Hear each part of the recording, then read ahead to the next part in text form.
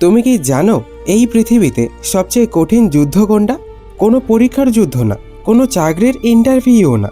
সবচেয়ে কঠিন যুদ্ধটা হয় প্রতিদিন সকালে, যখন তোমার চোখ খুলে যায় কিন্তু তুমি বিছানা থেকে উঠতে পারো না। সবচেয়ে কঠিন যুদ্ধটা হয় তখন যখন তুমি বই খুলে বসো কিন্তু তোমার মন বইয়ের পাতায় থাকে না। সবচেয়ে কঠিন যুদ্ধটা হয় তখন যখন তুমি নিজের কাছেই প্রতিশ্রুতি দাও, আজ আমি অনেক পড়ব, আর রাতের শেষে আয়নার সামনে দাঁড়িয়ে নিজেকেই বলতে হয় আজও পারলাম না। আমি জানি এই অনুভূতিটা কেমন।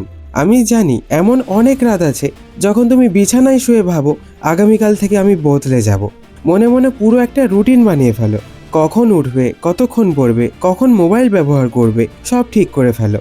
কিন্তু পরের দিন সকাল হতেই সেই মানুষটা যেন আর তুমি থাকো না। মনে হয় রাতের সেই জেদটা কোথায় যেন হারিয়ে গেছে। তখন তুমি নিজেকে দোষ দাও, ভাবো আমার দ্বারা হবে না। কিন্তু আজ আমি তোমাকে একটা কথা বলতে এসেছি। তোমার সমস্যা পড়াশোনা না, তোমার সমস্যা বই না, তোমার সমস্যা সিলেবাসও না। তোমার সবচেয়ে বড় সমস্যা হলো তুমি নিজের শক্তিটা এখনও চিনতে পারোনি। তুমি নিজেকে যতটা দুর্বল ভাবো তুমি তার থেকেও অনেক বেশি শক্তিশালী, কিন্তু সেই শক্তিটাকে কোনোদিন কাজে লাগানোর সুযোগই দাওনি। কারণ তুমি প্রতিবার নিজের মনের কাছে হেরে গেছো। মন বলেছে আরেকটু ঘুমাও, তুমি ঘুমিয়েছো। মন বলেছে আজ না পড়লেও চলবে, তুমি বই বন্ধ করে দিয়েছো। মন বলেছে একটু মোবাইল দেখি তারপর পড়বো, আর সেই একটু কখন 2 ঘন্টা হয়ে গেছে তুমি বুঝতেই পারোনি। একটা কথা বলো তো, যদি তোমার জীবনের সবচেয়ে গুরুত্বপূর্ণ মানুষটা তোমাকে ডেকে বলতো এসো তোমাকে আমি 10 লাখ টাকা দেব, তাহলে কি তুমি বলতে আর 5 মিনিট পরে আসছি? না, তুমি দৌড়ে যেতে। তাহলে একটা বইয়ের সামনে বসতে তোমার এত কষ্ট হয় কেন? কারণ টাকা তুমি চোখে দেখতে পাও, কিন্তু পড়াশোনার ফলটা আজ দেখতে পাও না, তাই জন্য। এই যে আজ তুমি 1 ঘন্টা পড়ছো তার ফল আজই হাতে আসবে না, 1 মাস পরও না, হয়তো 1 বছর পরে আসবে। আর মানুষ সেই কাজটাই সবচেয়ে কম করতে চায় যার ফল দেরিতে আসে। এই কারণেই সবাই সফল হতে পারে না। যে মানুষটা ফল আসার আগেই পরিশ্রম করে যেতে পারে সেই একদিন সবার থেকে আলাদা হয়ে যায়। তুমি কখনো খেয়াল করেছো একটা গাছ লাগানোর পর পরের দিন গিয়ে কেউ দেখে না ফল ধরেছে কিনা? সে জানে সময় লাগবে। কিন্তু নিজের জীবনের ক্ষেত্রে আমরা সবাই অস্থির। 2 দিন পরেই ভাবি কিছুই তো মনে থাকছে না, 4 দিন চেষ্টা করেই ভাবি আমার দ্বারা হবে না। কিন্তু তুমি কি কোনোদিন নিজেকে সময় দিয়েছো? তুমি কি কোনোদিন টানা 30 দিন নিজের সঙ্গে সৎ থেকেছো, একদিনও ফাঁকি না দিয়ে? না, কারণ মাঝপথেই তুমি হাল ছেড়ে দিয়েছো। আর জানো সবচেয়ে কষ্টের কথা কি? তুমি হেরে যাওয়ার জন্য কাঁদো না, তুমি কাঁদো কারণ তুমি জানো তুমি আরও ভালো করতে পারতে। তুমি জানো তোমার মধ্যে ক্ষমতা ছিল কিন্তু তুমি সেটা ব্যবহার করোনি। ভাবো তো, আজ থেকে 10 বছর পরে তুমি একটা আয়নার সামনে দাঁড়িয়েছো। তোমার বয়স বেড়েছে, সময় চলে গেছে। সেই সময়ের তুমি যদি আজকের তোমার সামনে এসে দাঁড়িয়ে শুধু একটা প্রশ্ন করে তুমি কি সত্যিই চেষ্টা করেছিলে, তুমি কি উত্তর দেবে? বলবে মন বসতো না, বলবে মোবাইলটা খুব টানতো, বলবে বন্ধুরা ডাকতো?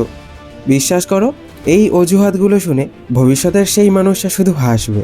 কারণ সে জানে তোমার জীবনটা নষ্ট করেছে কোনো কঠিন পরীক্ষা না, নষ্ট করেছে তোমার ছোট ছোট অভ্যাস। 5 মিনিট বেশি ঘুম, 10 মিনিট বেশি মোবাইল, একটু পরে পড়বো, আজ না কাল থেকে। এই ছোট ছোট সিদ্ধান্তগুলোই একদিন তোমার পুরো ভবিষ্যৎ লিখে দেয়। তুমি যদি আজ নিজের মনকে হারাতে না পারো তাহলে আগামীকাল পৃথিবীকে হারানোর স্বপ্ন দেখো না। কারণ যে মানুষ নিজের উপর নিয়ন্ত্রণ রাখতে পারে না সে কোনোদিন নিজের ভাগ্যের উপরও নিয়ন্ত্রণ রাখতে পারে না।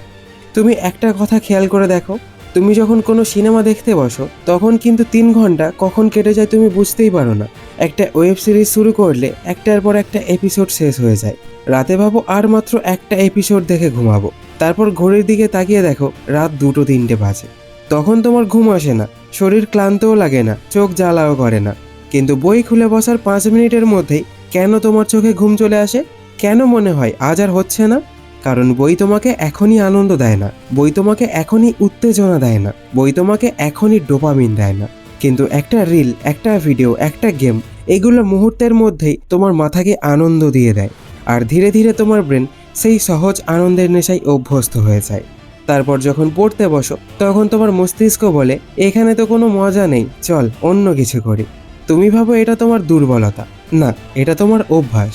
আর একটা অভ্যাস যেমন তৈরি হয় তেমনি ভাঙেও। তুমি যদি টানা কিছুদিন নিজের মনকে বলো না আগে পড়া তারপর সব কিছু, তাহলে একদিন তোমার মস্তিষ্কও সেটা মেনে নেবে। কিন্তু সমস্যা হলো তুমি তাকে সেই সুযোগটাই দাও না। 2 দিন চেষ্টা করো, তৃতীয় দিন ক্লান্ত হয়ে যাও, চতুর্থ দিন বলো আমি পারছি না, তারপর আবার আগের জীবনে ফিরে যাও। এখন একটা কথা বলো তো, তুমি যদি জিমে ভর্তি হয়ে প্রথম দিনেই আয়নার সামনে দাঁড়িয়ে বলো আমার শরীর তো বদলালো না, তাহলে মানুষ তোমাকে কি বলবে? সবাই বলবে সময় লাগবে। তাহলে পড়াশোনার ক্ষেত্রে তুমি নিজের সঙ্গে এত অবিচার করো কেন? কেন মনে করো আজ পড়লাম আর কালই টপার হয়ে যাব? সফলতা কখনো একদিনে আসে না, সফলতা প্রতিদিন একটু একটু করে জমে। আজকের 1 ঘন্টা, আগামীকালের 2 ঘন্টা, পরশুর 3 ঘন্টা, এই ছোট ছোট দিনগুলো একদিন এমন একটা পাহাড় তৈরি করে যেটার চূড়ায় দাঁড়িয়ে মানুষ বলে ও খুব ট্যালেন্টেড। কেউ দেখে না ওই পাহাড়ের নিচে কত রাত জেগে কেটেছে, কতবার কাঁদতে কাঁদতে পড়েছে, কতবার মনে হয়েছে ছেড়ে দিই, কিন্তু সে ছাড়েনি, আর সেই জন্যই আজ সে জিতেছে। তুমি কি জানো এই পৃথিবীতে সবচেয়ে দামি জিনিস কোনটা? টাকা না, সোনা না, হীরা না, সবচেয়ে দামি জিনিস হলো সময়। কারণ টাকা হারালে আবার আয় করা যায়, স্বাস্থ্য খারাপ হলেও অনেক সময় ঠিক করা যায়, কিন্তু একটা বিকেল, একটা সকাল, একটা বছর একবার চলে গেলে পৃথিবীর কোনো মানুষ সেটা আর ফিরিয়ে আনতে পারে না। তাই যখন তুমি মোবাইলে 1 ঘন্টা নষ্ট করো, তখন তুমি শুধু 1 ঘন্টা নষ্ট করো না, তুমি তোমার ভবিষ্যতের একটা সুযোগ নষ্ট করো। তুমি হয়তো সেটা আজ বুঝবে না, কিন্তু যেদিন চাকরির লাইনে দাঁড়িয়ে থাকবে সেদিন একটা নম্বরের জন্য সুযোগটা হাতছাড়া হবে। যেদিন দেখবে তোমারই কোনো বন্ধু অনেক দূর চলে গেছে, সেদিনই মনে হবে ইস, যদি তখন আরেকটু পড়তাম। এই ইস শব্দটার মতো ভয়ঙ্কর শব্দ আর নেই। এই একটা শব্দ মানুষের বুকের ভেতর সারা জীবন পোড়ায়।